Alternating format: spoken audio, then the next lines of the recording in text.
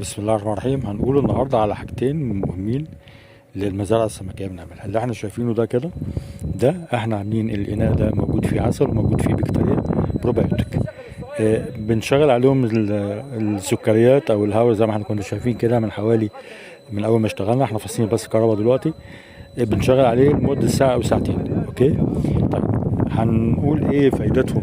البكتيريا بالعسل دي بتتعامل مع الامونيا اللي موجوده في قلب الميه ومع كل المخلفات العضويه اللي موجوده، وبتحسن الهضم للاسماك وبتحسن من جوده الميه. بالتالي يبقى انا عندي اقدر استفيد من كل العلف اللي انا برميه، واقدر استفيد كمان بالاكسجين اللي بيتحط في قلب الميه، واقدر استفيد بالفتره ان الفتره الزمنيه اللي انا بقضي بيها الدوره بتاعتي تكون بتديني اعلى انتاجيه واعلى كفاءه.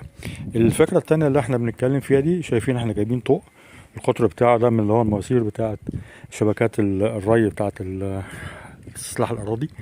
عاملينها كده، هي تقريبا كده كلها على بعضيها حوالي 10 متر. قفلناها من ناحيتين.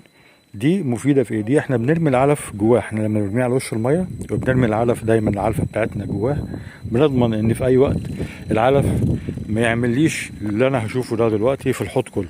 لان لما اي شويه هواء زي ما احنا شايفين كده، العلف بيجي في كله في الاركان بالمنظر ده، بيتوزع في الحوض من اول لاخره.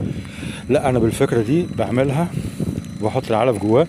عندي هواء، ما عنديش هواء، بيفضل العلف موجود في قلب الميه، في قلب الطوق ده جواه، ما بيتحركش، ما يقدرش يعدي منه، لانه دايما على وش الميه فوق، لانه علف طافي. فبالتالي مش هيعدي لا من تحت الماسوره ولا من فوق الماسوره. يبقى انا كده ضمنت ان انا براقب العلف بتاعي، بعرف السمك اكل ما اكلش، بعرف الكميه اللي اكلها، بضمن ان العلف ما يمشيش في الحوض. طيب دي احنا كده عاملينها طوق واحد علشان خاطر كميه السمك اللي موجوده. اولا حجم السمك لسه صغير، وكميه يعني الكتله الحقيقيه بتاعته مش كبيره. طب السمك كبر عندي، بعمل طوق واثنين وثلاثه على حسب كثافه الاسماك الموجوده عندي وعلى حسب الكتله الحقيقيه اللي موجوده. ده كان الفكرتين اللي لازم اي حد بيربي اسماك يستخدم الطريقتين دول، سواء البروبيوتيك مع العسل والاكسجين زي ما هنشوف دلوقتي كده بعد ما شغلنا السكريات.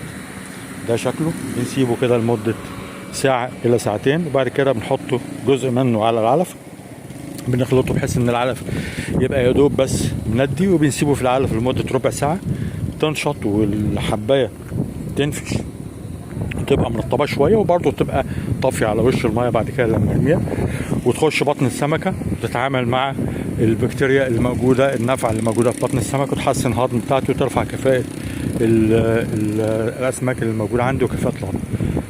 كنت معكم مجيب خوجة. اللي عايز البروبيوتيك موجود عندنا، اللي عايز أي استشارة مجانية تحت أمره فيها يبعت لي على الواتساب وعلى قنواتي على التيك توك وعلى اليوتيوب. تحياتي لكم جميعا، والسلام عليكم ورحمة الله وبركاته.